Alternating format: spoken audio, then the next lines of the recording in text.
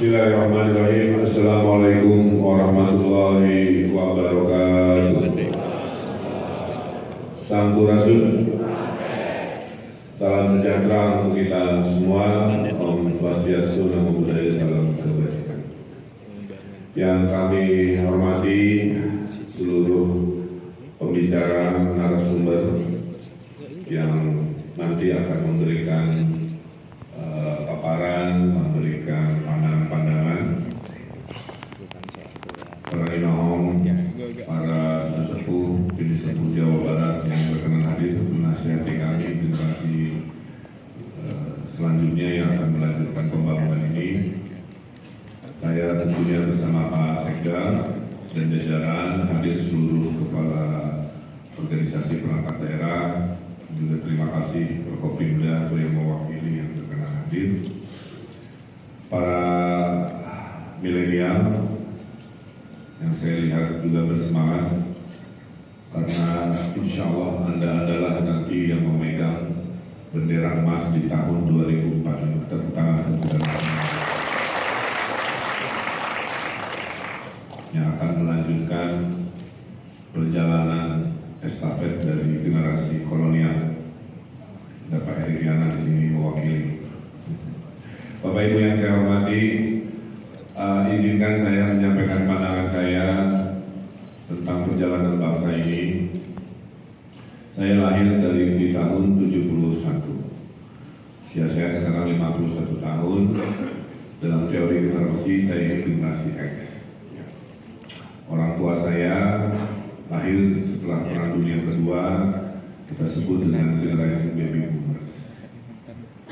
Milenial itu generasi yang sekarang sudah punya anak satu, anak dua, itu kita sebut generasi Y, dari miring milenial. Yang masih SMA dan sekarang kuliah sebenarnya masuk kategori generasi Z, dan selanjutnya karena huruf Z sudah habis, maka generasi selanjutnya disebut generasi Alpha. Nah, dalam teori generasi ini, rasio kelahiran penduduk Indonesia masih dianggap sangat baik di rasio 2,1. Artinya seorang ibu di Indonesia insya Allah masih akan melahirkan 2 anak, 1 laki-laki, potensi 1 perempuan. Kemanapun saya pergi hari ini, negara-negara maju mengalami krisis populasi. Jepang 0,75 rasio. Artinya kalau di bawah 1, maka jumlah yang lahir lebih sedikit dari yang meninggal dunia. Korea Selatan curhatnya sama, Cina sedang mengalami hal yang sama, dan lain sebagainya. Jadi satu hal yang akan menjadi kekuatan kita adalah populasi. Populasi ini hanya akan bisa menjadi mesin negara kalau kita berhasil menjaga kualitasnya. Maka sumber daya manusia adalah kekuatan dari apapun yang akan kita bahas di hari ini. Mau ekonomi, mau lingkungan, mau sosial budaya, semua datang dari pola pikir manusia-manusia yang tinggal di Jawa Barat. Bapak Ibu yang saya hormati, saya akan lebih banyak menyampaikan hikmah atau kontemplasi. 5 tahun saya menjadi wali kota, 5 tahun insya Allah berakhir sebulan lagi menjadi gubernur. Itu banyak sekali hikmah.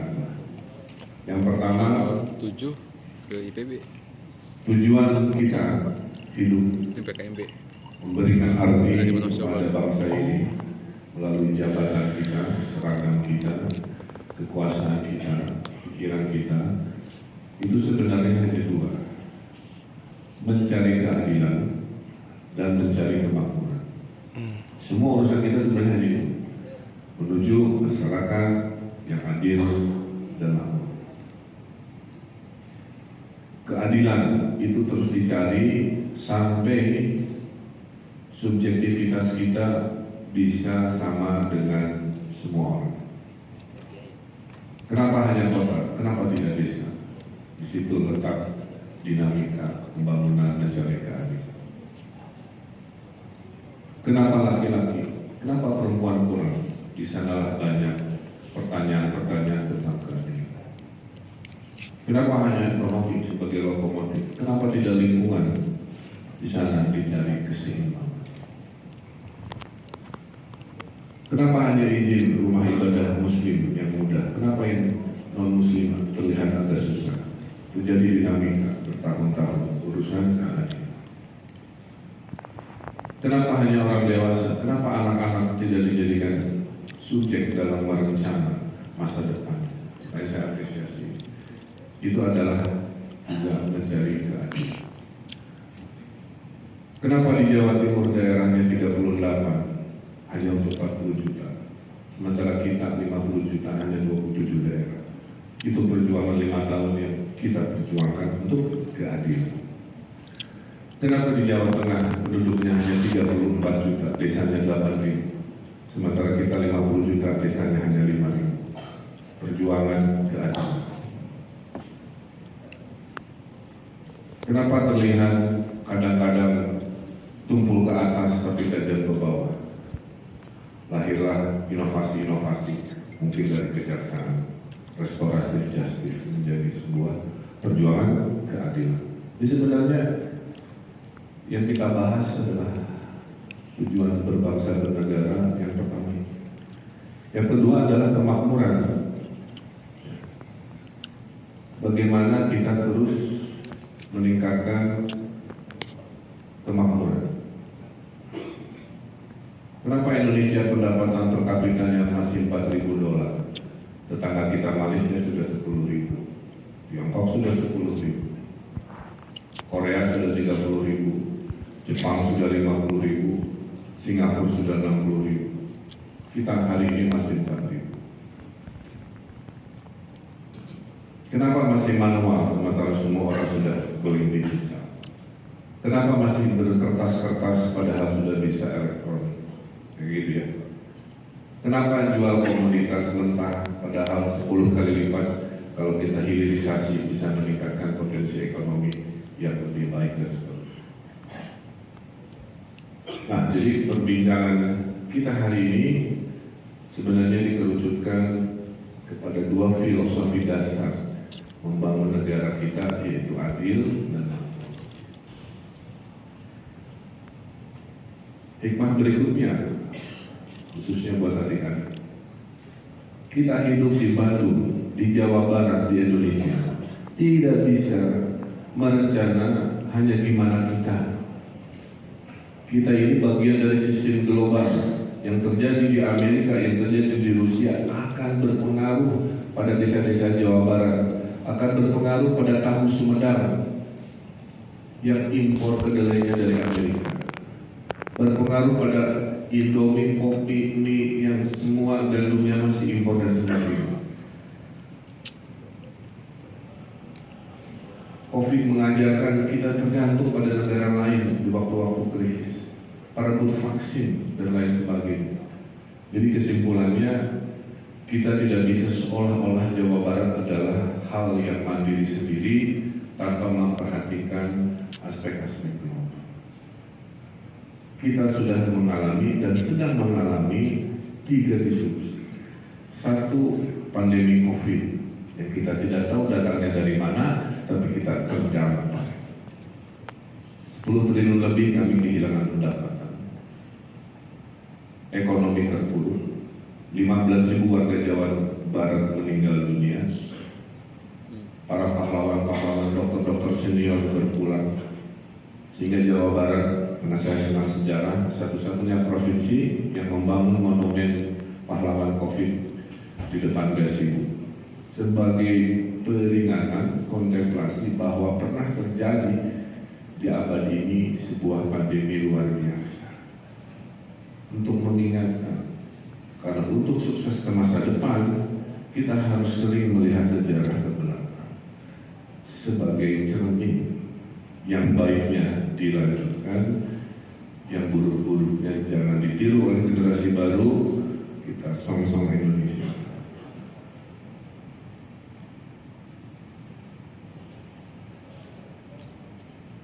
Disrupsi kedua adalah disrupsi digital. Semua urusan sekarang sudah menggunakan digital. Generasi baby boomer, generasi X berhubungan dengan telepon rumah. Generasi sekarang sudah dengan genggaman itu. Kita masih harus secara fisik membeli barang. Generasi sekarang cukup memesan melalui HP. Petani-petani dulu harus pergi untuk secara fisik ke kebun, ke kolam ikan dan sebagainya. Sekarang memberi makan ikan cukup memijit HP, memberi makan ayam cukup memijit HP, menyiram pupuk cair menerbangkan drone, jualannya bisa online dan lain sebagainya. Di mana ada disrupsi selalu ada korban, dan korban terjadi pada masyarakat yang tidak siap. COVID, kita terkorbankan 15.000 jiwa warga Jawa Barat. Digital akan menghilangkan 85 juta lapangan pekerjaan. Barang siapa kerjanya rutin akan tergantikan oleh mesin. Jadi adik-adik, jangan salah pilih karir. Memilih sesuatu kerja yang rutin, input output sama setiap hari, hanya akan oleh waktu digantikan oleh mesin. ChatGPT menggantikan pidato manual kita. ChatGPT kadang-kadang sekarang dipakai buat bikin skripsi. Kata dosennya, karena semua bikin tugasnya pakai ChatGPT, mulai hari ini tugas adalah tulis tangan. Lahirlah inovasi ChatGPT menggunakan mekanik untuk tulis tangan juga. Jadi algoritma robot gitu. Jadi nggak bisa dihindari. Tapi akan lahir 100 juta lapangan pekerjaan baru kalau kita mau merenung bahwa setiap disrupsi juga melahirkan peluang. Nah, Jawa Barat, poin saya harus melihat pekerjaan-pekerjaan baru buat anak cucu kita di era digital itu seperti apa. Maka saya titip, maka Disdik, SMK kita harus merespon terhadap revolusi. Mereka yang tidak mau berubah pasti akan kalah dan papa. Oleh karena itu, revolusi digital ini menjadi sangat penting. Disrupsi ketiga adalah global warming. Ini krisis di era kita hari ini. Kita hari ini mewariskan banyak krisis lingkungan secara global. 700 hektar lahan sudah hilang dari Bekasi sampai Subang karena air laut naik merendam daratan yang dulu dijadikan lahan pencaharian. Dan ini terjadi di pulau-pulau seluruh Indonesia dan ini terjadi di seluruh dunia. Karena es mencair, kebanyakan karbon di udara, karbon kebanyakan dari gaya hidup kita yang malas, gaya hidup kita yang boros, gaya hidup kita yang ada di zona nyaman. Mau ke warung naik motor, mau ke arisan naik mobil, mobil semua pakai bensin, bensinnya adalah fosil, ya. Sehingga kenyamanan hidup manusia ini melahirkan yang namanya boros karbon, krisis lingkungan dan seterusnya. Inilah yang akan jadi hidup anak cucu kita. Ribuan orang mati di tahun ini karena pemanasan global yang mengakibatkan kebakaran hutan dan lain-lain. Oleh karena itu, kita harus merespon masing-masing disrupsi ini dalam visi 2045. Itu poin. jangan hanya tentang kita di dalam Jawa Barat, tapi bagaimana Jawa Barat menjadikan gelombang besar disrupsi ini bagian yang harus kita perhitungkan. Nah, Bapak Ibu yang saya hormati, bulan lalu saya keynote speaker di Amerika tentang yang namanya globalisasi 2.0. Selama ini kita mendengar kata globalisasi, lebih banyak kita sebagai korban. Merek-merek besar datang ke lokalitas, KFC, McDonald, semua merek. Terus menganggap globalisasi itu adalah solusi. Hasil risetnya 20 tahun globalisasi, yang diuntungkan hanya 5% dari ekonomi dunia, yaitu mereka yang punya kekuatan korporasi global. Sisanya tidak menikmati yang namanya globalisasi. Nah, sekarang lahirlah konsep yang namanya globalisasi 2.0, di mana kesimpulannya dua. Kalau dulu korporasi global menguasai lokal, sekarang mari bersemangat lokalitas yang akan menunggangi global. Jadi saya bahagia di New York sudah ada es teguh itu dari Jawa Barat, ada merek warung kopi di Brooklyn, dan mereka akan menguasai Amerika seperti Starbucks menguasai Asia. Kira-kira gitu. Berikutnya, globalisasi 2.0 artinya relevansi PBB akan terlalu global. Yang relevan nanti adalah regional block. ASEAN lebih relevan, lebih sedikit, lebih miskomnya lebih sedikit, ya, lebih mudah ngurusnya. Uni Eropa sudah melakukan regional block, ya. AFTA regional block, ya. ASEAN regional block. Jadi di masa depan kita akhirnya menyadari dunia ini terlalu luas kalau segala diurus dengan skala global. Apa poinnya? Jawa Barat fokus aja cari investornya di tetangga terdekat itu. Nggak usah terlalu jauh ke benua-benua yang menyeberangi samudra dan sebagainya. Dan alhamdulillah ranking 1 investor di Jawa Barat, 1 adalah Tiongkok, 2 adalah Singapura, 3 adalah Korea Selatan.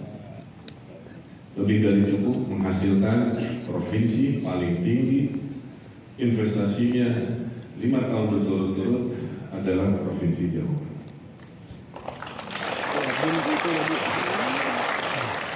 Kepada adik-adik rumusnya begini, setiap 1 triliun uang masuk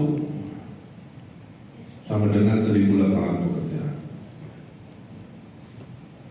Jadi 175 triliun kurang lebih kemarin 185 ribuan lapangan pekerjaan. Dan prinsip Jawa Barat yang saya lakukan selama 5 tahun dan tolong dipertahankan, rumusnya adalah jodoh itu harus dijemput, tidak bisa ditunggu. Investasi itu harus dicari, tidak bisa kita duduk jaga warung menunggu orang datang.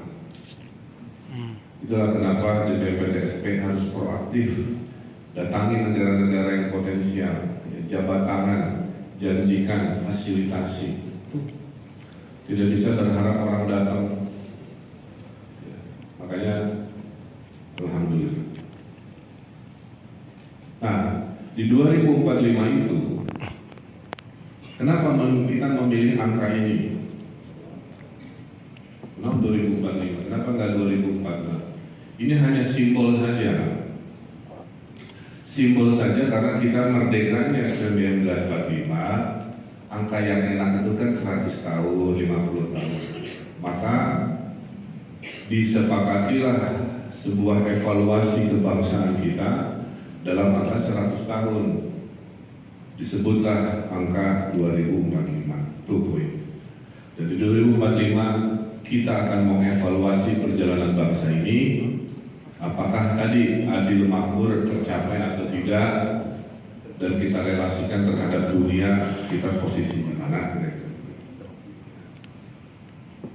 Nah, menurut statistik yang bisa memprediksi, di 22 tahun dari sekarang, banyak berita baik, tapi dengan syarat. Berita baik pertama, insya Allah kalau syarat-syarat dipenuhi, di 100 tahun Indonesia Merdeka, kita akan menjadi negara keempat ekonomi terbesar di dunia adalah Republik Indonesia. Insya Allah. Sekarang dari 200-an negara, kita ranking 16, hatur lumayan. Ibarat 200 murid, ranking ke-16-nya, hebat. Makanya masuk kelompok elit namanya G20, yang setiap tahun berganti-ganti summitnya. Kemarin di Bali, tahun ini di India. Tapi jangan terlalu bangga dulu. Rankingnya 16, tapi per kapitanya masih 4.000. Artinya apa? Artinya ranking 16 kita itu kebanyakan industri volumenya, bukan real ekonomi di skala masyarakatnya. Dan ini adalah fakta yang harus direnungkan. 93% pekerjaan di Jawa Barat datang dari UMKM. Jadi Jawa Barat adalah provinsi UMKM, di mana lapangan pekerjaan datang dari PKL, dari usaha kecil, usaha menengah, kuliner, pariwisata, yang skalanya skala 10 orang, 15 orang, 20 orang. Sisanya yang 7% baru di pabrik-pabrik di Bekasi, di Karawang, ekspor oriented dan lain sebagainya.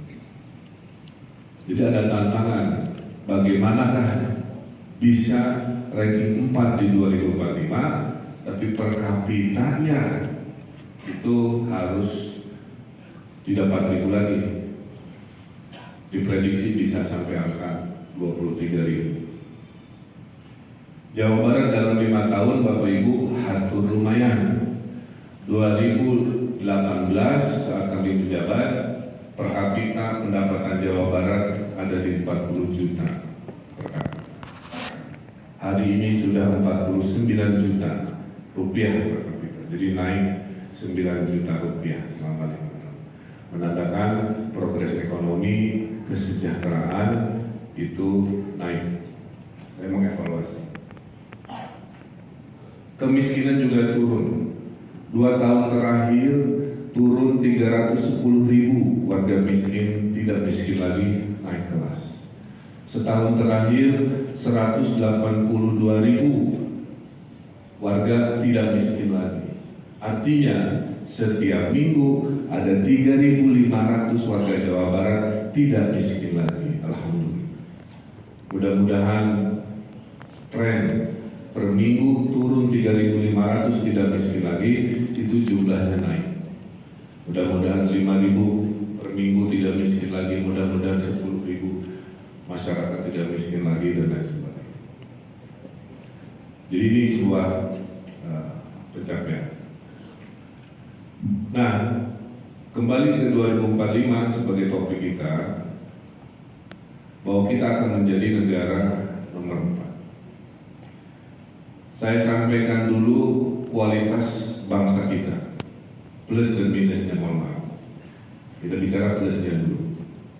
Adik-adik, tolong diingat ini, menurut survei internasional, negara yang masyarakatnya paling baik hati, paling dermawan, the most generous society, ranking 1 adalah masyarakat Indonesia. Pada ragu. Walaupun wajahnya susah-susah, tapi kalau nemu orang susah pasti ingin menolong. Ini pertahankan, ya. Akhlak ini pertahankan. Saya pernah bantu zaman wali kota nolong pengungsi Rohingya. Saya target 1 miliar 30 hari. Terkumpul 4 miliar dalam 7 hari. Kurang hebat apa? Nah, jadi satu itu. Kedua, di manakah pemuda yang paling optimis di dunia melihat masa depannya? Nomor 1 adalah pemuda-pemuda Republik Indonesia.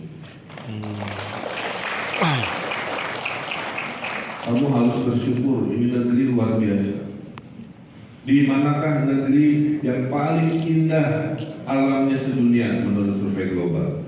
Ranking 1, alam paling indah di dunia adalah Indonesia. Skornya 7,7. Selandia Baru.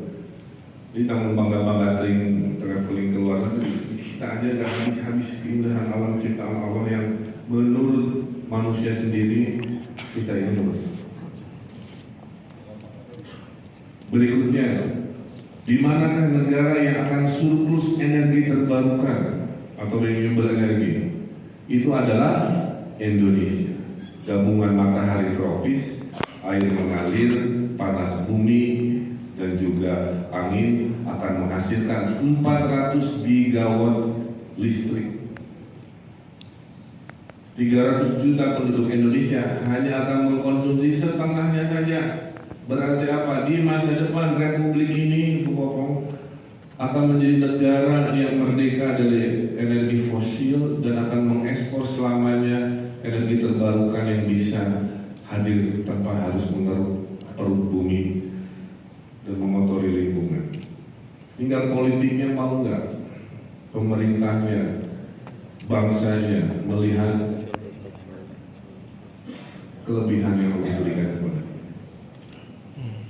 Jadi sudah alamnya indah, energinya paling swasembada, kira-kira begitu. Pemudanya optimis, baik hati.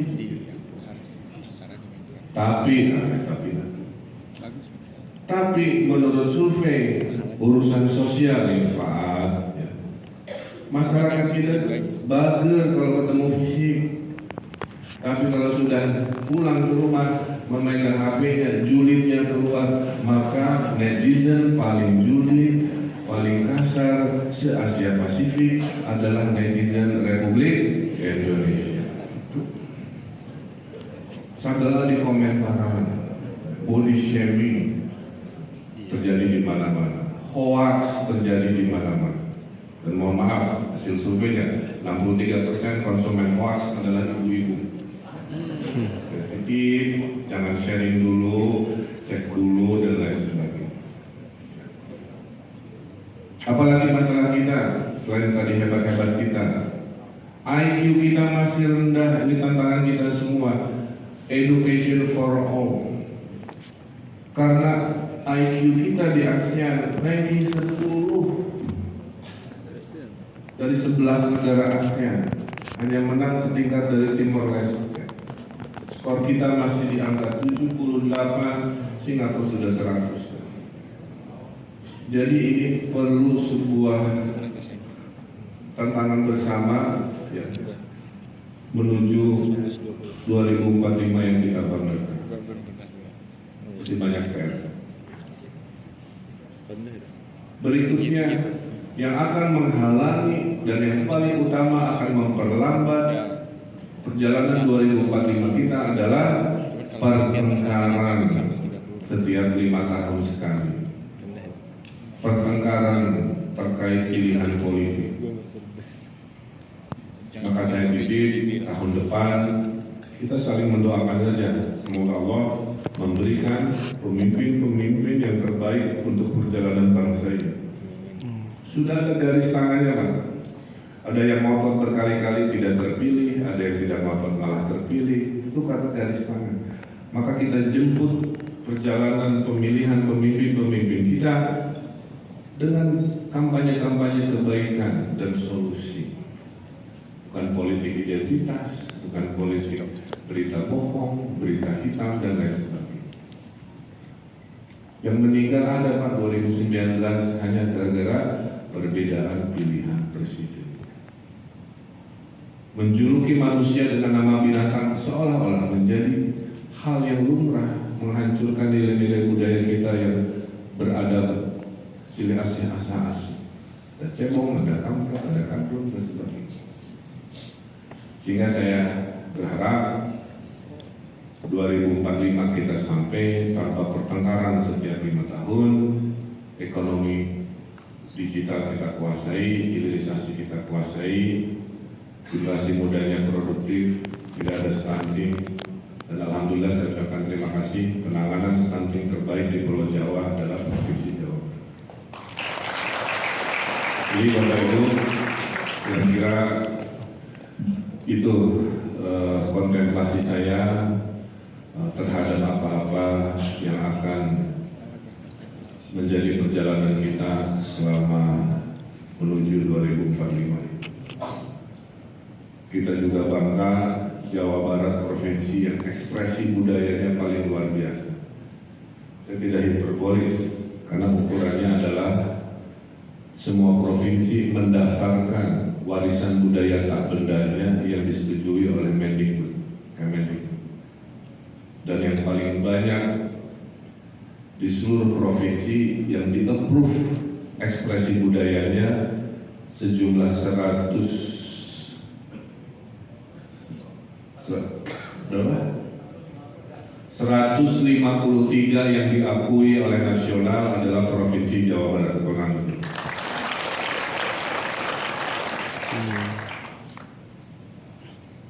Pabrik banyak, karena industri banyak, tapi Jawa Barat terjaga swasembada berasnya cukup. Setahun 1,3 juta ton kita surplus, 60.000 hektar area panen baru selama 5 tahun kita hadirkan, menandakan insya Allah gemah ripah rapi ini terjaga. Dan Jawa Barat, mari teruslah membangun, ya, 9 ruas jalan tol akan kita hadirkan. Jalan tol Puncak sudah kita siapkan, jalan tol dari Bandung sampai Pangandaran sedang kita siapkan, kereta api cepat tanggal 18 Agustus akan kita resmikan, jalur 2-nya nanti Kertajati sampai Surabaya sudah direncanakan. Jadi provinsi ini adik-adik insya Allah adalah provinsi yang banyak berita baiknya. Kurang-kurang pasti ada, tapi mari kita syukuri atas segala pencapaian-pencapaian ini. Dan saya adalah pemimpin yang selalu menghormati pemimpin sebelumnya. Tidak ada pemimpin yang bisa menyelesaikan semua tujuan tadi dalam masa kepemimpinan. Oleh karena itu, selalu hargai pemimpin-pemimpin sebelumnya yang sudah membangun dengan jarak dan waktu yang menjadi dedikasi pemimpin sebelumnya. Saya juga berharap nanti Gubernur Jawa Barat selanjutnya melanjutkan, mengapresiasi yang positif-positifnya, tidak menegasikan, karena itu sebenarnya konsep yang kita sebut dengan keberlanjutan. Itu saja Bapak Ibu, saya tidak membaca teks, saya ini dari isi hati saya dan memori saya tentang pembangunan Jawa Barat. Dan alhamdulillah selama 5 tahun kami sudah mendapatkan 540 penghargaan, menandakan ada 540 perubahan dari tidak ada menjadi ada. Aljabar, jalan tol, dari yang lelet menjadi cepat, pelayanan publik. Merit sistem Jawa Barat adalah terbaik se-Indonesia, sehingga kemarin dinyatakan oleh KASN Jawa Barat adalah provinsi percontohan dalam reformasi birokrasi di Indonesia. Saya juga ke adik-adik, Jawa Barat itu orangnya senang olahraga seperti Pak Gubernur, sehat, fit, ya. Itu harus dipertahankan. Kita sudah juara 2 kali PON berturut-turut. Juara pesta olahraga pelajar, juara pesta olahraga pesantren, juara pesta olahraga korpri, juara pesta olahraga olahraga masyarakat, juara pesta olahraga wartawan. Bab olahraga mah Jawa Barat itu juara. Makanya diberi penghargaan provinsi dengan pembinaan olahraga terbaik juga adalah provinsi Jawa Barat.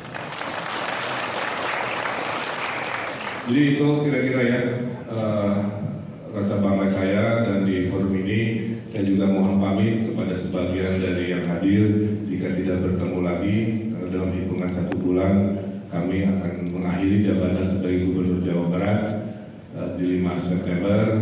Yang baik-baiknya adik-adik semuanya silakan diapresiasi, yang kurangnya silakan dikritisi. Kami bukan manusia sempurna dengan segala keterbatasan, kami bekerja siang malam setiap hari, Sabtu Minggu pun rasa Senin, semata-mata mencari solusi, mencari jawaban terhadap keluhan dan hal-hal yang menjadi aspirasi masyarakat. Terima kasih, saya kira itu yang bisa saya sampaikan. Kurang lebihnya mohon maaf. Billahi taufiq wal hidayah. Wassalamualaikum warahmatullahi wabarakatuh.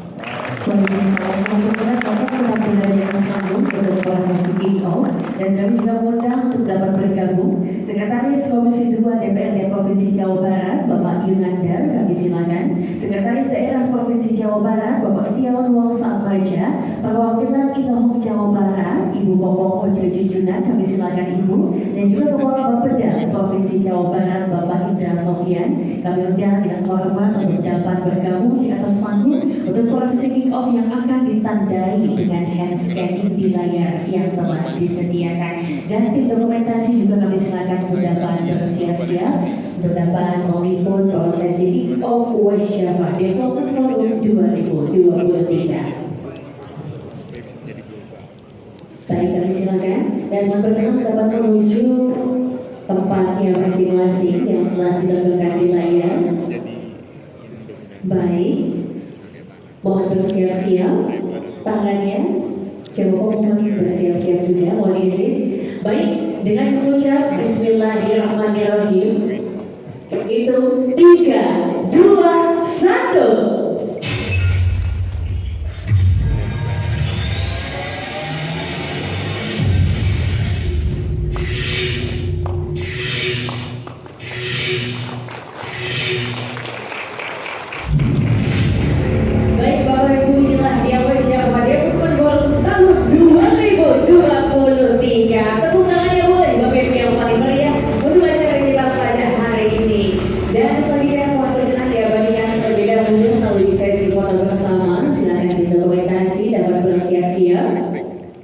Baik, mohon izin itu 1, 2, 3.